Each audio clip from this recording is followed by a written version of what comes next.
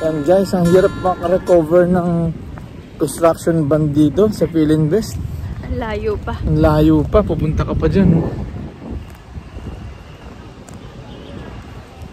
Tapos, yung parking nila, hindi maayos. Diyan lang sa graba, diyan sa lupa lang. Samantalang yung mga, ayun, yung mga dami nilang building, kulang naman sa parking. Kasi itong Philinvest ito, dami pa ng mga architect sa loob niya. Ayun, dami empleyado. Parang hindi nag-iisip.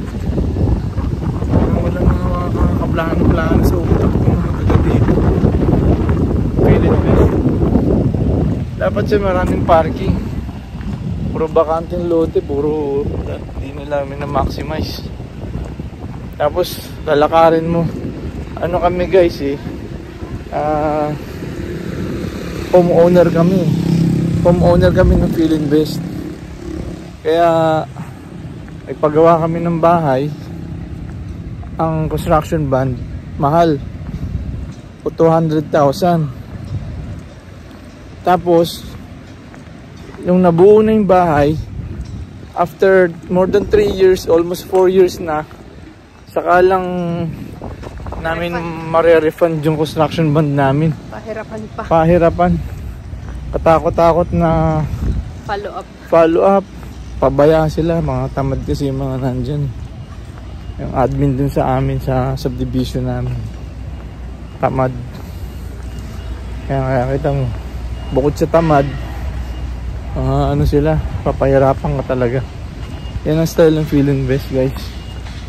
Kaya ito pa, yung construction bond na yon guys, inabot namin sa kanila yung cheque dun sa subdivision namin, dun sa office ng subdivision namin, yung admin office.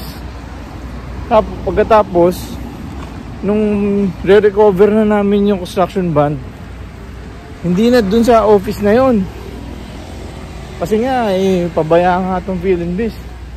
Dito pa kami pinapunta guys sa Alabang, yung office nila sa Alabang, na pagkalayo-layo, mag-skyway ka pa, magpa-park ka pa, maghahanap ka pa ng matinding rito. Walang parking dito halos puno.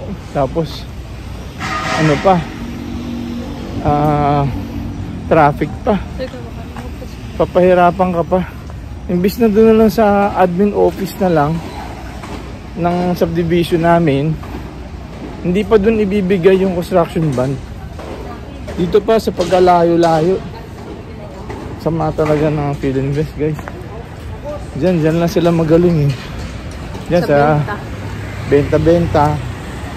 Yung nakabenta na, nabentahan ka na ng property, pabayaan ka na, samaan na ng serbisyo. Kaya ako sa inyo guys, huwag na kayo mag-Philinvest. Huwag na kayo kumuha sa Philinvest. Ganyan ang style nila guys, pahirapan ka.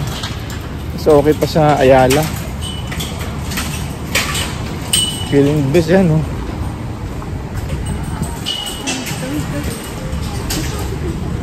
Diyan, dito.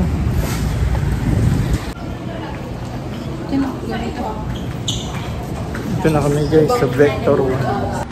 Dito pa guys sa 15th floor.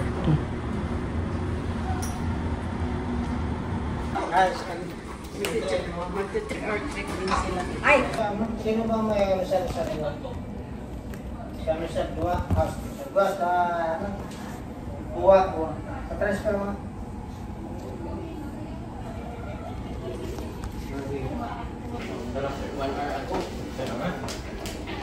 Yan. Masasalubong nila.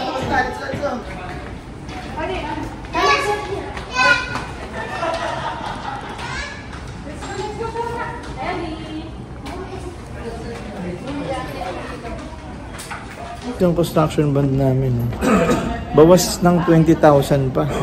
Yan na lang siya. Tapos yung address niya guys, Mandaluyong. Ito Mandaluyong Manila. Mas malapit kami sa Mandaluyong Manila guys Pinapunta pa kami ng Alabang. Mandaluyong lang Eh, doon kami nagtatransact guys sa Mandaluyong head office nila. Pero dito kami pinapapunta sa malayo, sa Alabang.